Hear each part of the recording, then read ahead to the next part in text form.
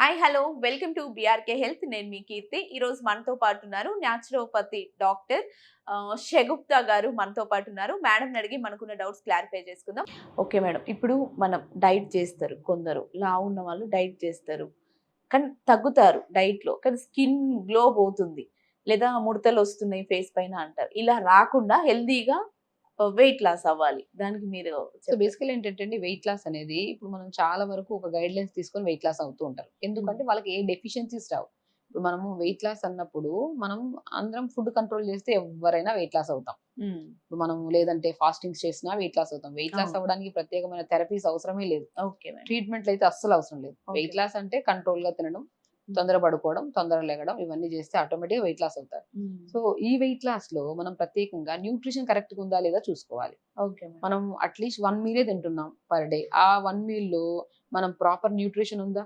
అంటే స్కిన్‌ని టైట్ చేయాలి, బాడీని హెల్తీగా ఉంచాలి, బరువు తగ్గాలి, హెయిర్ హెల్తీగా ఉండాలి, ఫేస్ హెల్తీగా ఉండాలి, హెల్దీగా అన్నీ ఉండాలి. బాగుండాలి. సో వీటిలో మనం ప్రాపర్ న్యూట్రిషన్ తీసుకోవాలి. ఆ 1 మీల్‌లో అయినా సరే. ఆ 1 మీల్ నేనేమంటాను, బ్రౌన్ రైస్, గుప్పెడంత బ్రౌన్ రైస్, ఇంతకు మంచి వెజిటబుల్స్, అన్ని mixed vegetables, carrot, beetroot, beans, green peas, అన్ని మష్రూమ్స్ అన్ని కలిపి ఒక వెజిటబుల్ కర్రీ. దాంట్లో కొద్ది పన్నీర్ కూడా వేసుకోండి. ప్రోటీన్ దొరికే వెజిటబుల్స్ అనేది ఈ కాంబినేషన్ చూసారా, మోర్ న్యూట్రిషన్ యాడ్ అయింది. అవును అవును. ఇప్పుడు ఆకుకూర ఫ్రై కూడా కంపల్సరీ. ఆకుకూర ఫ్రైలో కూడా కొన్ని నట్స్ కూడా వేసుకోవాలి కాబట్టి వాల్నట్స్, ఫ్లాక్ సీడ్స్ దోరగా వేపేసుకొని పౌడర్ చేసుకుని ఆ పౌడర్ ని ఆకుకూరలో చల్లుకోండి. అలా ప్రిపేర్ చేసిన ఆకుకూర దొరికే అన్ని వెజిటబుల్స్ తో పాటు మష్రూమ్స్, పన్నీర్ అన్ని దొరికిన వెజిటబుల్ కర్రీ, ఒక బ్రౌన్ రైస్ లో వాటర్ అబ్జార్ప్షన్ కెపాసిటీ ఎక్కువ ఉంటుంది, మోర్ ఫైబర్. ఈ కాంబినేషన్ తీసుకోండి. వెయిట్ లాస్, స్టమక్ ఫిల్లింగ్, కళ్ళకి ఆనందం, కళ్ళు కలర్ఫుల్ గా కనబడుతుంది ప్లేట్. అవును సో అవును. వెయిట్ లాస్ ఇలా కాంబినేషన్ లో అవుతూ, దాంతో పాటు రెగ్యులర్ యోగా. నేను వెయిట్ లాస్ కానీ ఏ రకమైన హెల్త్ ప్రాబ్లమ్స్ కానీ యోగా కంపల్సరీ చేయాలి. ఏ టైంలో అయినా యోగా మార్నింగ్ చేయొచ్చా మేడం? మార్నింగ్ అండి, మార్నింగ్ మార్నింగ్ బెస్ట్. కంపల్సరీ. ఎంత టైం 1 అవర్ చేయాలి? చేద్దాం. 1 అవర్ ఇప్పుడు చేద్దాం. మనం 24 అవర్స్ లో 1 అవర్ మన శరీరం కోసం 1 అవర్ యోగా చేయడం వల్ల 23 అవర్స్ హెల్తీగా ఉంటున్నాం కదా. Yes madam. ఒక 1 అవర్, ఇప్పుడు చాలా మంది 5 నిమిషాలు చేస్తాను, 10 10 నిమిషాలు నిమిషాలు చాలా, నాకు టైం లేదు. ఇప్పుడు మొబైల్ చూసే టైంలో అక్కడ గంటలు గంటలు పోతుంది, మనకు అవును తెలియట్లేదు. అవును. ఒక 1 అవర్ మన శరీరం కోసం కేటాయించడం తెలియదండి. 1 our beautiful thing yoga. Yoga ఒక్క డే చేస్తే ఎవ్రీడే 1 అవర్ చేస్తే ప్రతిరోజు మిస్ అవ్వకుండా, ఓవరాల్ గా మరి తింటున్న ఫుడ్ డైజెషన్ అవుతది, బ్లడ్ ఎంత బాగుంటది, హార్ట్ హెల్తీగా ఉంటది, అన్ని రకాలు నరాల్ని యాక్టివ్ చేయడానికి యోగా ఉంది. యోగా చేసుకోండి, టైంకి ఫుడ్ తినండి, నట్స్ తీసుకోండి. వెయిట్ లాస్ అవ్వాలనుకుంటే ఒకటి మనకు తెలిసిన నాలెడ్జే. స్పెషల్లీ మీరు మళ్ళీ నేనేమంటానంటే, చాలా మందికి వెయిట్ లాస్ అవ్వాలనుకుంటే ఎక్కడికి వెళ్ళొద్దు. టైంకి తినండి, లిమిట్ గా తినండి, పడుకోండి తొందరగా. దానివల్ల అన్ని ఆరోగ్య ప్రాబ్లమ్స్ అన్ని పోతాయి. బరువు తగ్గుతారు. మీకు బరువుతో పాటు ఇంకా అదర్ దెన్ ఏమైనా ఇష్యూస్, పీసీఓడి కానీ, kidney related problems, lung related అలాంటప్పుడు డాక్టర్ని అప్రోచ్ అయ్యి మీరు ప్రాపర్ గైడ్ లైన్స్ తీసుకొని డైట్ తీసుకోండి. ఇప్పుడు మనం చెప్పినట్టు ఇప్పుడు ఆకుకూరలు అన్నీ ఉన్నాయి, వెజిటబుల్స్ అన్ని మిక్స్ చేసుకొని విత్ పన్నీర్ కానీ, కర్రీ ఉంది, మనం రైస్ ఉంది, కాంబినేషన్ తీసుకొని 10 నుంచి మధ్యదానండి, మధ్యాహ్నం లంచ్ అయిపోయింది.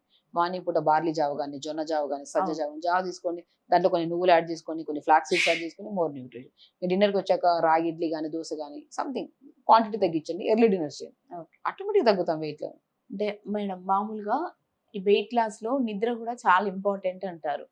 ఏ టైంలో నిద్రపోవాలి, ఏ టైంలో లేవాలి? తొందరగా అండి. ఇప్పుడు వెయిట్ లాస్ కి అని కాకుండా అన్ని రకాల సమస్యలకు నిద్ర చాలా ఇంపార్టెంట్. అవును. ఒక మనిషి బై 9:30 కల్లా పడుకోగలుగుతున్నారంటే వాళ్ళు ఇంకా అనారోగ్యం అనేది వాళ్ళ దరిదాపులో చేరదంటారు.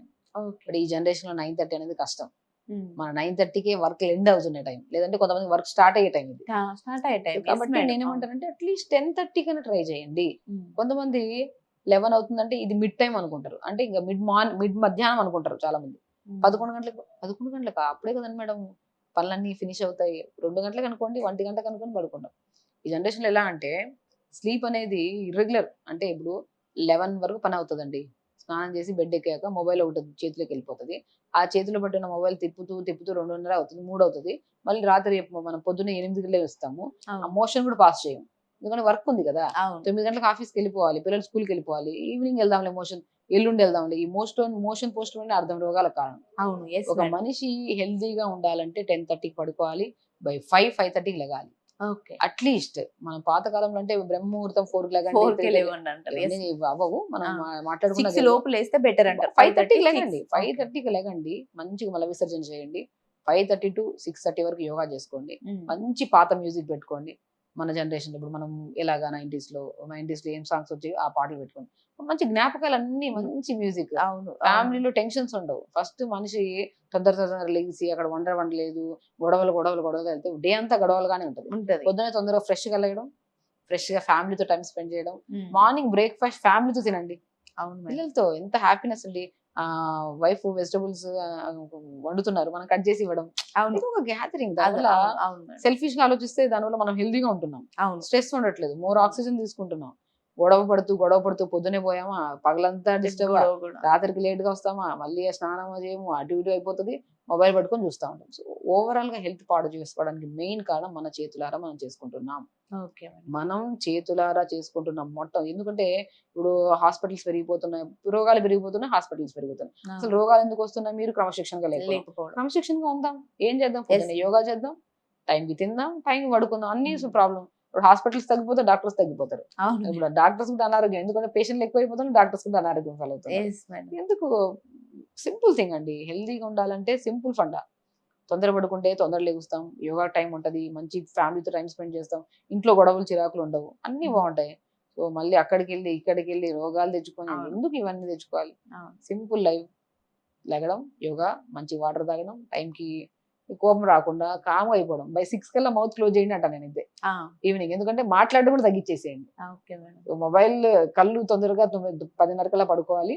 6 o'clock మౌత్ క్లోజ్ చేయాలి. ఎవరైనా ఏమైనా మాట్లాడితే వినడం అంతే. ఆ, మాట్లాడినా గొడవలే. ఇప్పుడు అవును మేడం. డోర్ ఓపెన్ చేసి తిన్నా ప్రాబ్లమ్సే. అవును. So simple. హెల్దీగా ఉండాలంటే ఈజీ థింగ్స్. తెలిసి మనం చేయట్లేదంటే ప్రాబ్లమ్స్ మనకే వస్తాయి. అవును మేడం. తెలుసుకున్నాము, ఇప్పటి నుంచైనా మారాలని చెప్పేసి సడన్ గా మొత్తం మారిస్తే ఒక రోజు మారుతారు, రేపు ఎల్లుండి నుంచి మళ్ళీ తదావిధం. తదావిదే. తొందర లెగడానికి, తొందర పడుకోవడానికి ట్రై చేద్దాం. అవును. ఎల్లుండి నుంచి తొందర లెగుద్దాం. సో కొద్దిగా వన్ బై అలవాటు చేసుకోవాలి. అలవాటు చేస్తే ఒక రోజు వస్తుంది.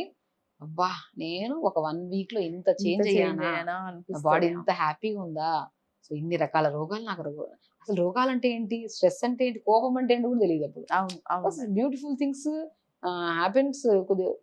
కొద్ది టైం పడుతుంది. అవును. ఒక్కొక్క రోజు డెవలప్ అవుతుంటే అన్ని రోగాలు రాకుండా కాబట్టి. Okay madam. Thank you so much madam, మంచి విషయాల్ని వివరించినందుకు. Thank you madam.